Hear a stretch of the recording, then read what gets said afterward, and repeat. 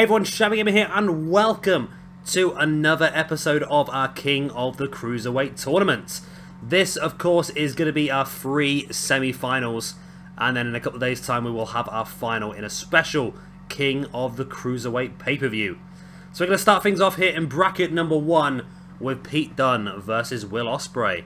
Let's get straight into it. And here we go.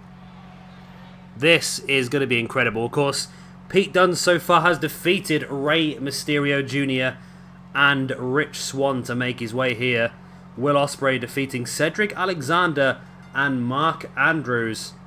Both these guys determined to make their way into this semi-finals. And of course, both these guys now know they're both gained 10 points so far from rankings for winning their 2 matches. So if they lose this, they're still going to have 5 points more than how much they came into the tournament, if that makes any sense. Am I babbling again?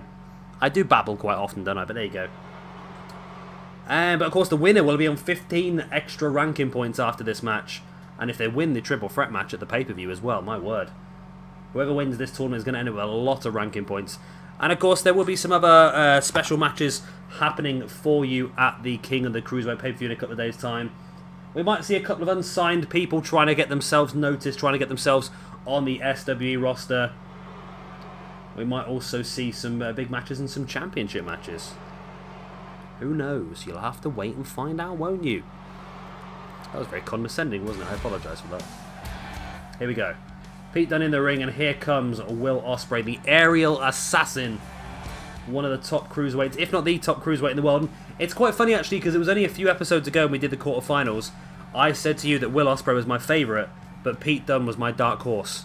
And we're going to find out in this match which one is going to make their way into that big triple threat finale. And of course, it's not all we have for you this evening. We also have the semi-finals from bracket number 2 and bracket number 3 as well, so stay tuned for those. They're going to be 3 cracking matches. And I can't wait to see what we're going to pull off for our pay-per-view. And of course, we had a match on Adrenaline a few weeks back, which was Will Ospreay versus Neville versus Ricochet. And that was quite possibly one of the best matches we've had in SWE history. And it'd be interesting to see whether the King of the Cruiserweight tournament can top that match. So here we go then. Pete Dunne, the Bruiserweight, takes on the aerial assassin Will Ospreay. Referee rings the bell and we are underway. And Pete Dunne instantly taking control of the X-Plex there on Will Ospreay. And of course Pete Dunne is the Bruiserweight. Like I said, he's more rough and ready. He's more about strikes. He's more about technical wrestling. Whereas Will Ospreay is going to be all about the speed, all about the agility. So it's going to be a bit of a clash of styles here this evening. But at the moment it's Pete Dunne's style who's taking control. And by trying to take out one of the knees as well of Will Ospreay, that's a clever maneuver. Because like I said, a lot of his moves come from high-octane running. Come from, oh, look at that uppercut.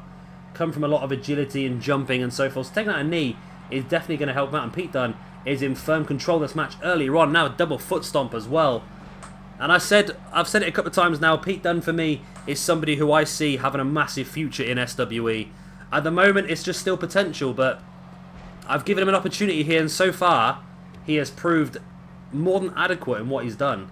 And who knows, a victory here to get himself in the main event of our King of the Cruiserweight pay-per-view could really be a massive, massive step for him in his potential future in SWE. I like him. I really do like him, Pete Dunne.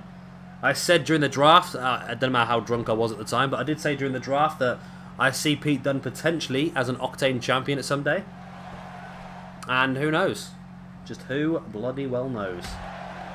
He's got a chance here to become the King of the Cruiserweight. And I don't know how we're going to work the King of the Cruiserweight. I don't know what we're going to gift the winner. I would say the winner would be gifted a Cruiserweight Championship match at their brand, I would say.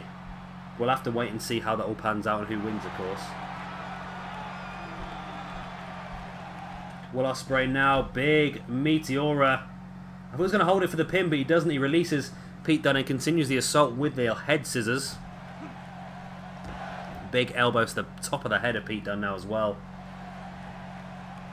Ospreay bringing Dunne back up to his feet, but he was playing possum and trips Ospreay over. There's the pin now of Pete Dunne.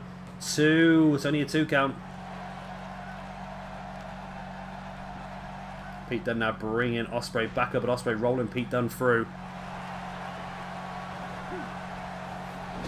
Dunne sending Ospreay into the corner, and Ospreay fighting back with a jawbreaker on Pete Dunne. Now taking Pete Dunne up, but Dunne reverses it into an X Factor. Bringing Ospreay back up. There's a step up into Guri. We've seen him use that to good effect in the first 2 rounds, and he normally follows it up with that flatliner, which he's got the arms hook, takes Ospreay up and drops him face first. Pete Dunne. Referee so slowed down. 1, 2. Oh, and Ospreay kicked out. Referee was so slowed down. If the ref had got down a split second sooner, then Pete Dunne could be making his way to the King of the Cruiserweights final. But Dunne needs to continue the assault here with a Quesadora. He needs to continue the assault and see if he can finish Will Ospreay off. I think he's been conned by the referee a bit here, you know. Dunne now bringing Ospreay back up to his feet. Straight up into a vertical suplex. And Ospreay is just showing no fight at all at the moment. Dunne again with another pin. 1, 2. And again, it's so close, that 3. But Ospreay has the resilience to shine through. Pete Dunne is raking his foot across the face of Will Ospreay now, and getting a bit cocky here, which I like about Pete Dunne. He does have that cocky nature, and it does get underneath the skin of his opponents, but this then happens. You do not pay attention to your opponent. They play possum, and all of a sudden they hit you with their finisher move, the 680 senton, and drop into a pin for the 1, the 2, and oh, and again, Pete Dunne.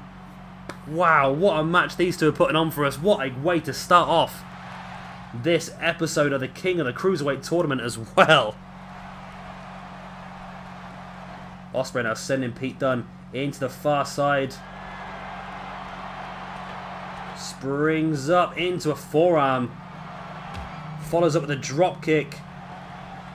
Ducks a clothesline into the running double foot stomp. Drop kick to the back of the head, and all of a sudden Will Ospreay is building momentum here on Pete Dunne. Ospreay has gone from getting no aggression whatsoever to completely dominating this match. There's the red arrow as well. Hooking the legs of Pete Dunne. 1, 2, and 3. No, 2. Oh! I've just banged the microphone now as well in that excitement. I can't believe Pete Dunne has survived that. Oh my god, this match is incredible. Springboard Ace Crusher. Ospreay once again with a pin. 1, 2, and 3. My god. My god, what a match. And I tell you what, the other 2 quarters, or the other 2 semis here this evening, are going to have a hell of a job to try and follow up that bad boy. That was an incredible match. And Will Ospreay makes his way into the King of the Cruiserweight Triple Threat Final. Coming up for you in a couple of days' time, but who will be joining him? And I feel sorry for Pete Dunne. I said I really have been impressed with him in this tournament. I feel like I should give him something. Well, we'll see. We'll cross that bridge when we come to it. I'm going to have a look at it over the next couple of days and see how I feel when we come to the King of the Cruiserweight Tournament Final. Of course, it will be a full 7-match pay-per-view card. And I feel like Pete Dunne does deserve something, but at the same time, I'm not sure I want to pigeonhole him at the moment as a Cruiserweight, but he could be a dominant Cruiserweight champion for us in this roster. Who knows? We'll have to cross that bridge when we come to it. But like I said, in a couple of days' time, we'll see exactly what we're going to do. And Will Ospreay is the first man to cement his place in that triple threat match. So that is the end of bracket number 1.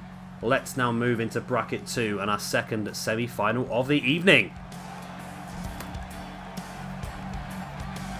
And here we are in bracket number 2 for the second semi-final of the episode. Of course, Christopher Daniels versus Kalisto. And here we go. This is going to be good. I'm enjoying this. I really am enjoying this tournament. It's a shame that it is coming to an end, but that's the only way the tournament is ever going to... that's quite a stupid sentence. It's coming to an end, but of course it's going to come to an end. But this is not the end of these little special things. We do have another one lined up for you almost straight away. A bit of a shorter one, this one, but I'm looking forward to that as well. But that will be starting off in middle of next week, really, and then it'll end next weekend which I'm looking forward to as well. But this one's going to be good. Of course, we know already that Will Ospreay is in that final triple threat match. Which one of these two guys is going to meet him? Of course, Christopher Daniels has defeated Juventud Guerrero and Akira Tozawa to get here. Kalisto defeating Hideo Itami and Hiromu Takahashi. 2 massive wins for Kalisto. Not quite sure how he's pulled that one out, to be honest with you. Really has pulled it out of the bag. 2 massive scalps for him. Take nothing away from Kalisto. He's a fantastic wrestler, as he should be. He's a former WWE United States champion. And one of my favourite wrestlers from the indie scene is Samurai Del Sol. Had some cracking matches in Combat Zone Wrestling and PWG as well. So I'm pleased that he's doing well here. Of course, both these guys now that have made their way to the semis have both gained 10 points in the rankings, which means that if they lose here this evening, they're still going to end up on higher than what they started this tournament. So at the moment, they're in a profit, so it's all just about how much more they can take from this. Which is going to be good. It's going to be good. Lucha, lucha, lucha, lucha. And of course, we still have one more semi-final for you. Laughter this. Of course, from bracket number 3. So Christopher Daniels, the Fallen Angel, takes on Kalisto in the semi-final for bracket number 2 for a chance to be in that triple threat. Wow, straight in the Blue Thunder bomb there by Christopher Daniels. Yeah, looking to join Will Ospreay in that triple threat match at the King of the Cruiserweights final in a few days' time. Of course, that final is going to be a full 7-match card, a way to really show off the Cruiserweights in all their glory, because they are very glorious. You can't beat the glorious Cruiserweights. And we're going to have some good stuff going on there. See some gold on the line. Potentially a ladder match. Maybe a tables match.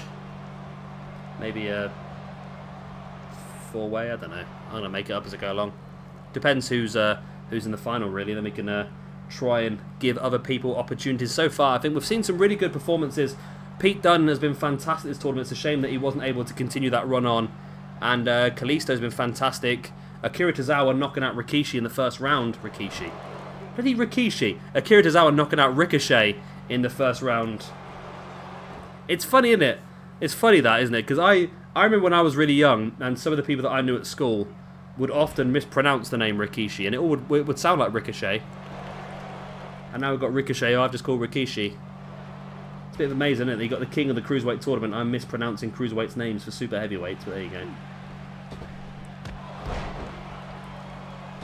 Daniels with a boot to the face, but Kalisto rolls out the way and gets caught with a boot again. And another boot by Daniels, who has been, like I said, instrumental in the second bracket. 2 big wins for him, Juvi and Tozawa. I thought Tozawa, after that big win against Ricochet, would walk this bracket, but Christopher Daniels was just one step too much for him, and Daniels catching. No, I think he missed Kalisto, actually. Kalisto now rolling Daniels into a head scissors. Creates some momentum and takes him down. And now a standing moonsault as well. There's the pin by Kalisto. 1, 2, only a 2 count. Big boot to the back of Christopher Daniels. Now Kalisto heading up top. Daniels is quite far away, but Kalisto stalking Daniels, is slowly getting back up to his feet. Sees Kalisto there, but Kalisto caught him. I don't think that's quite what Kalisto was looking for.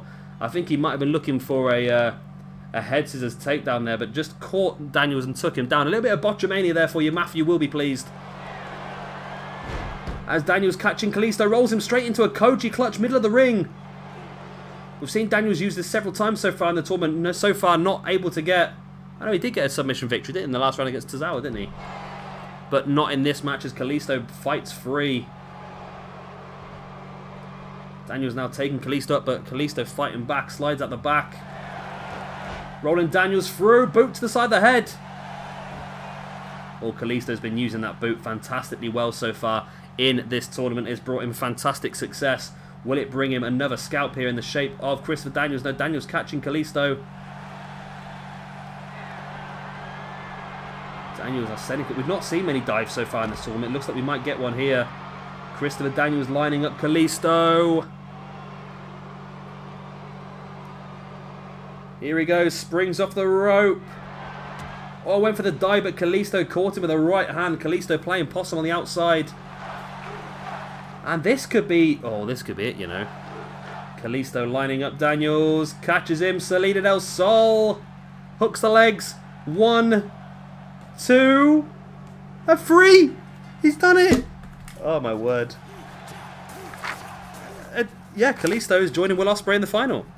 So I sound a little bit speechless there. I am speechless. I thought Hideo was going to beat Kalisto. I thought Takahashi was going to beat Kalisto.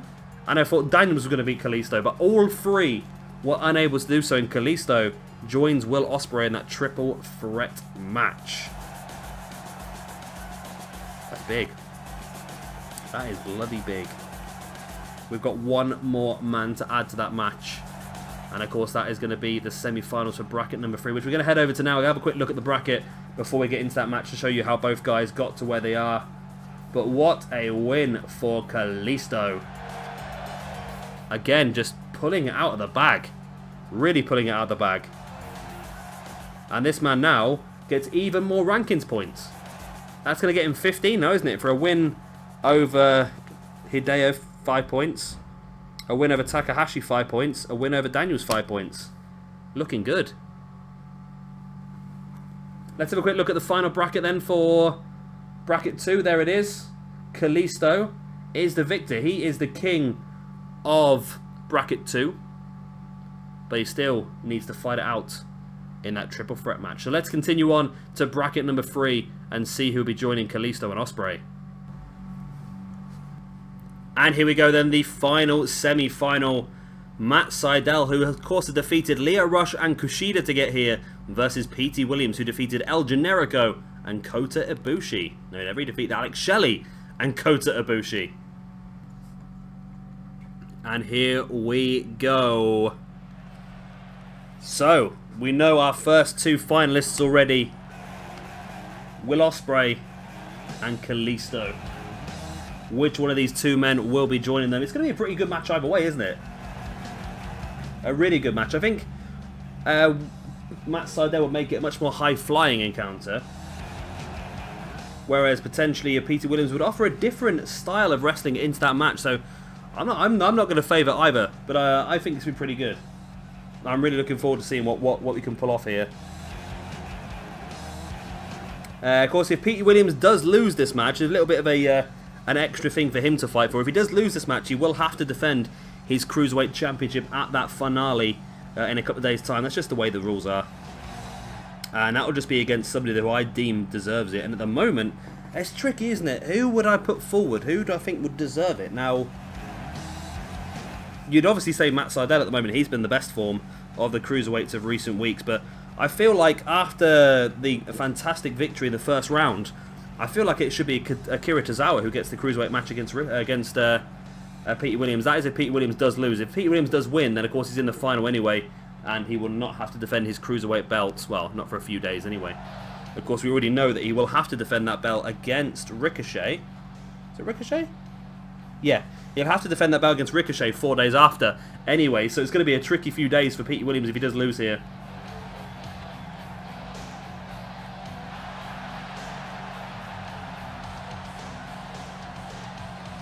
And here he is, the shiniest man that SWE has to offer. He doesn't seem as shiny anymore, I don't know. He obviously is, because I've not changed the core, but he doesn't seem as shiny as he was. He is pretty shiny. He is pretty shiny. But so far, of course, Matt Sydal has defeated Lio Rush, and he has defeated Kushida to get here. And like I said, Petey Williams has defeated one half of the Octane Tag Team Champions, Alex Shelley, and of course Kota Ibushi to make his way here as well. So both Sydal and Petey Williams have defeated one half of the Octane Tag Team Champions. So how's it working at the moment? We've got one Adrenaline guy in the final, we've got one Octane guy in the final, and this is Adrenaline as well. So it's proven, I suppose, PJ Tovey got the slightly better Cruiserweight division, I suppose. He's going to have 2 Adrenaline guys in the final to my 1 Octane. And in fairness, my 1 Octane, if I had to pick, my 1 Octane guy is not necessarily the guy I would want in there. But you never know. He's done pretty well so far. No reason why Kalisto could not pull off the victory. Straight away, Matt Sydal sending Petey Williams face first into that mat. And you'd have to say then, if Matt Sydal was to get a victory here against Petey Williams, he would definitely become a favourite to get a Cruiserweight Championship match in the near future. Just based on the results alone, of course, he picked up a big win a couple of days ago, or a few days ago now, against Lio Rush on Adrenaline. He's also defeated Lio Rush here as... Huh? No, he never. He defeated someone. No, he defeated Roderick Strong, didn't he? Yeah, Matt Sydal defeated Roderick Strong in the main event of Adrenaline. He then defeated Lio Rush in the tournament. He's defeated Kushida in the tournament. He's obviously in that Money in the Bank ladder match as well, which is going to be the tricky one. If he doesn't win that Money in the Bank ladder match, you'd have to fancy him to be one of the main contenders for the Cruiserweight Championship the month after. Definitely. If he does win the Money in the Bank ladder match, I'm sure he's going to have his sights set a little bit higher, doesn't he, really? As Petey Williams now in control, though, wrenching back at the face of Matt Sydal. And you wouldn't put it past Petey Williams. So far, I've had him as the outsider for both matches he's been in, but especially the Kota Ibushi one. But he's really shown us that he is a force to be reckoned with. There's the pin by Matt Sydal. I was about to say Chris Sabin for some reason. Sabin's not even in the universe mode. Drop kick to the back there by I'm losing it. Matt Sydal. Almost call him Alex Shelley now. Sydal willing. Petey Williams back up to his feet. What's he got planned? Springboard Hurricanrana. And again, like I said in the last... it was the last episode, wasn't it? Matt Sydal finally did use the shooting star press to get his victory, and I'm hoping he does utilise that a bit more, because I don't really like this this package neck breaker too much, but I haven't changed it yet. I probably will change it if he does make it... Well, I think whether Matt Sydal makes it to the final or not, I think he'll still end up having a match. I think it's only fair that the guys that lost in the quarterfinals should have a match at some point, just to... Because it's going to count as a pay-per-view, so double ranking points are available, so I think giving the guys who made it to the quarterfinals a chance to get even more ranking points at the pay-per-view, I think is definitely the way to go.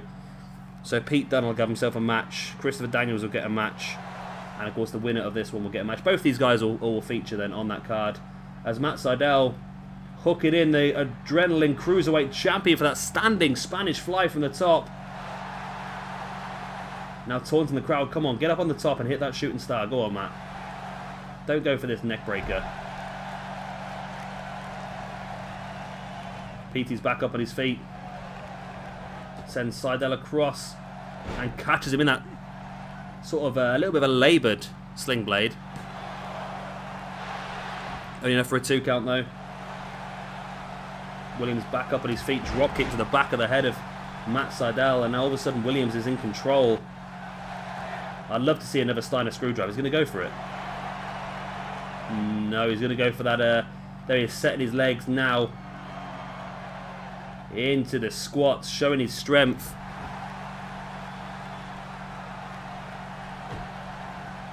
Williams there stamping on Sydal, and now a big clubbing blow to the back. Whose idea in TNA was it that decided putting Petey Williams with Big Papa Pump? It just seems like such an illogical... I've got an idea. Let's put Petey Williams, the Cruiserweight, with Scott Steiner.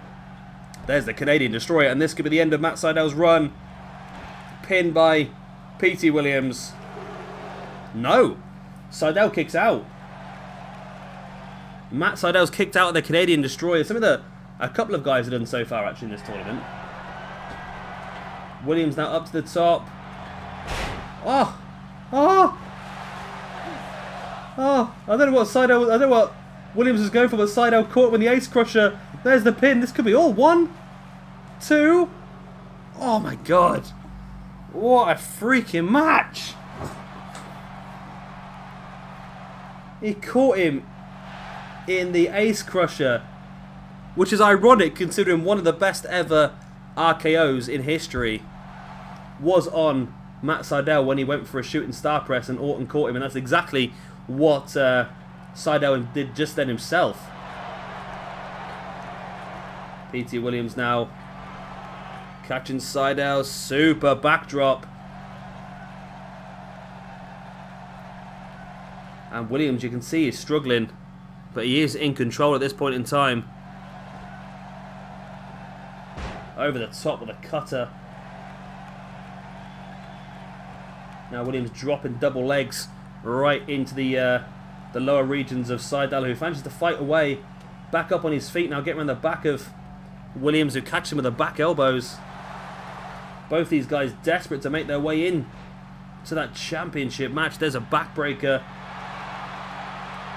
And now Williams with the elbow drop as well. 1, 2, Sydal's not even moving. And that is enough. Petey Williams dropping the big elbow into the heart of Matt Sydal.